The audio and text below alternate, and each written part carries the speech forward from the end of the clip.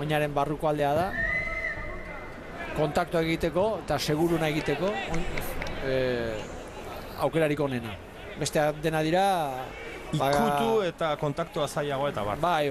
Eta bestea dira rekursoak, oinaren kanpoko aldeekin jotzea eta momentuko rekursoak, baina olako erremate bat egiteko oinaren barruko aldeekin. Atzelaria gainean baldin badu daukazu, beste pauso bat edo gorputza ezin badezu aldatu.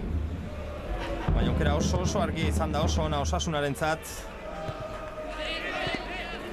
27 minutu terdi Ipuruan.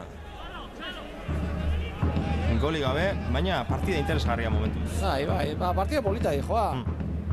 Izan ditu hor, lehenengo 10 minutuak oso biziak, atxeen aldi bat bezala izan du hor beste 5-6 minutu, baina berriro poliki gora dator berriro. Eibarre bera aukerak izan ditu, nahiko ondo jokatzen, beste egunetan ikusi du baloia zuzen ipini eta beste erabateko joka egiten, gaur ikusten dugu baloia jokatzen, da hori, ondo dago. Eta gainera Lanzarote eta Juan markatu, Otaegi sartzen diranen jokoan, hortikan zerbait aterako den susmoa dago, ez? Eta aprobetxatu behar da hori. Beraiek nik usten dut zalantza asko dituztela atzekalde horretan, eta hor egin behar da min. Txiki Lonbraina.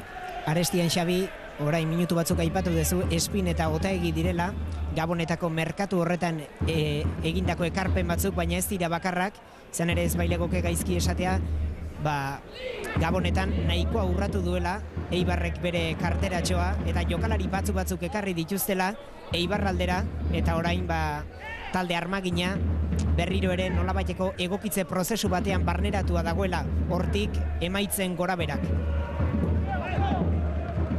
Kaskonek buruz atzean utzi du Txiki Lonbrainarekin jokatuz, Raul Gainanek erdiratu, lehenago iritsi da atzelaria, eta Barrankok aterako du azkenean baloian aparrentzat.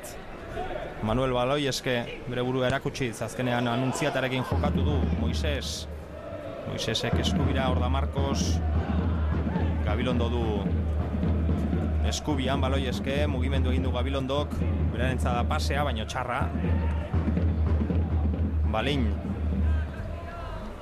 Altuna, Moises bere gainean, Altunaren pasea, Kaskonekin jokatu nahi zuen, Altuna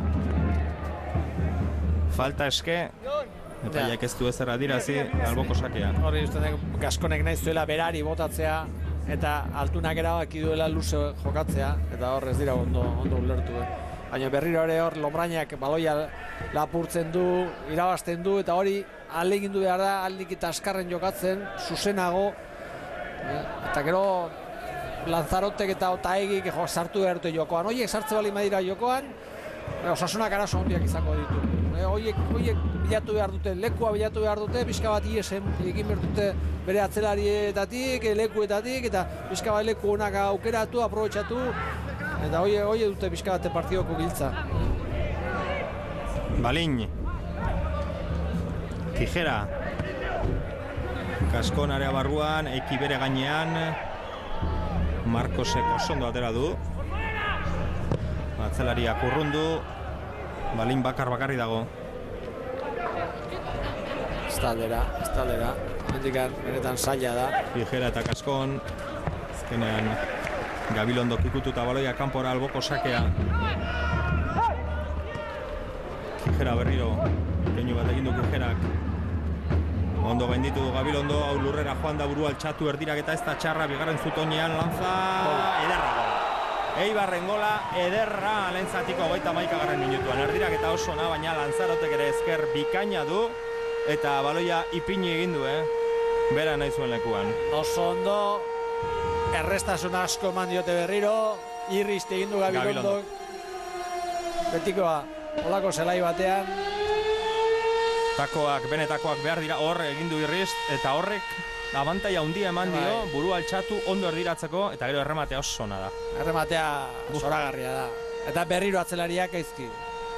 Nik usten dut egaleko atzelaria gehiegi etorrita zegoela zentralen ingurura, zentralak ondo finkatuta zuten, kaso honetan Altuna, bi zentralak, eta etorri da galekoa ere, eta berea bakarrik utzita, ez? Jakin gabe bestea bakarrik dagoela eta aukera hona zaukala. Eta gaina, hola bakarrik utzita, bera daukan kalidadearekin baloia jotzerakoan, barruan. Ez da lehenengo aldia beste batzutan ere ikusi dugu Lanzarote horrelako gol ederrak sartzen, ezker bikain horrekin baloia ipintzen, jartzen nahi duen lekuan. Eta aurreratu egin da markagailuan Eibar, beste erdiraketa bat Manis Mandiolaren taldeak, Altuna erremate bila, azkenean atzelariak bota du kanpora, kornerra Eibarren alde, Txaloak Eibarrentzat, etxeko taldearentzat, bigarren golaren bila, Manis Mandiolaren taldea. Eta Merino jada atxeden aldian pentsatzen, bi jokalari beroketa lanetan jarri ditu.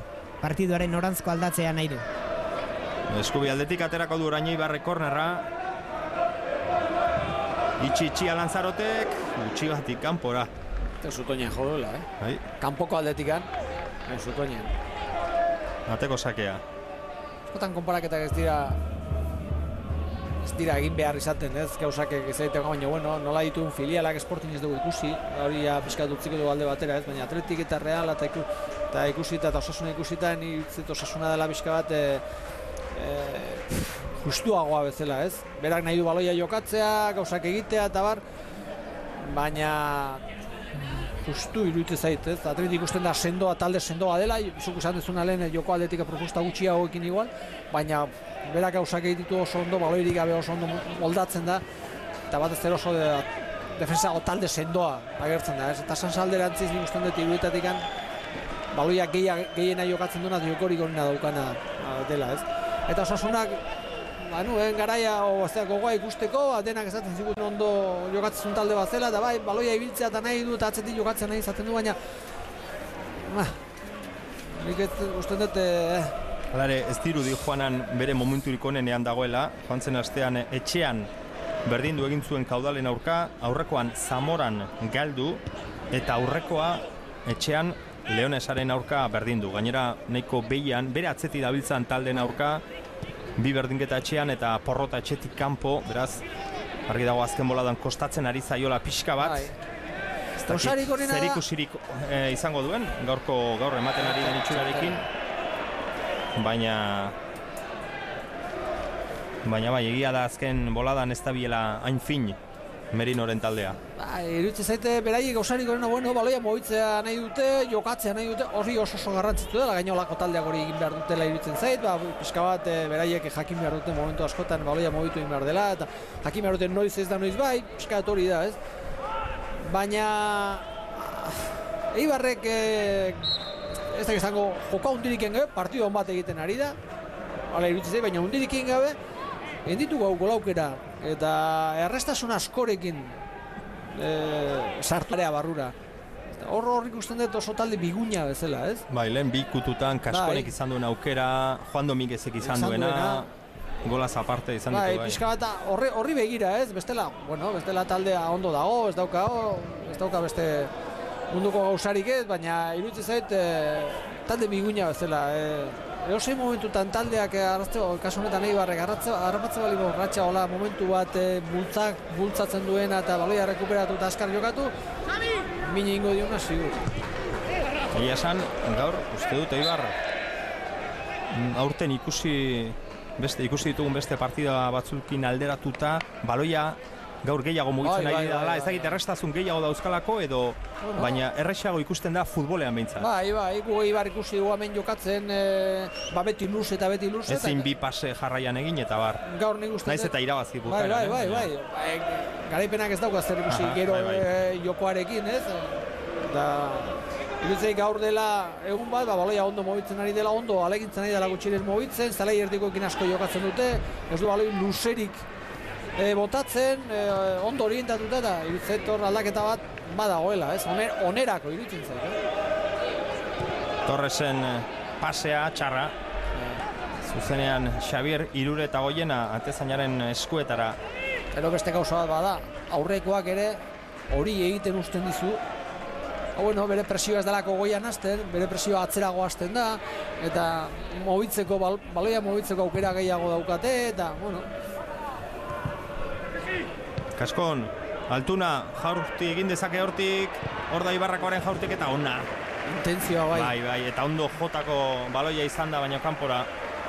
Intentzioa zen Zutoño horretara botatzea. Bai.